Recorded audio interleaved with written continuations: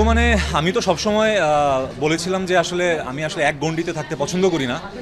যেমন অ্যাক্টিং করব, পাশাপাশি মডেলিং করব, যেহেতু আমার রুট লেভেলটা আসলে মডেলিং থেকে আসলে শুরু করেছি অ্যাক্টিং লাইফে। সো সেই সাথে আমি কাজ করেছি। আমার বেশ কিছুদিন আগে আমার প্রজেক্ট শেষ হলো একটা দুটা, এখন নামটা বলতে যাচ্ছি না, ইনশাল্লাহ সামনে মানুষ জানবে। আপনারাই কাজ করছেন সেটা সম্পর্কে একটু বলে দিন। হ্যাঁ, আমরা কাজটা করেছি, আলহামদুলিল্লাহ খুব ভালো একটা কাজ হয়েছে, আর এটা আমার ফার্স্ট টাইম ফিল্মে। সো সবাই দোয়া করবেন আমার জন্য।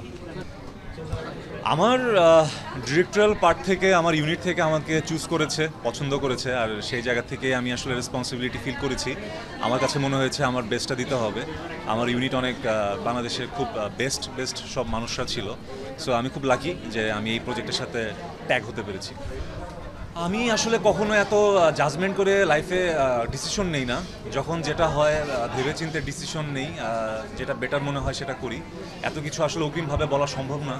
উপর আল্লাহর প্রতি আসলে চাই যে ভালো কিছু কাজ যেন সামনে করতে পারি, আর পজিটিভভাবে যেন আল্লাহ আমাকে বাঁচিয়ে রাখে।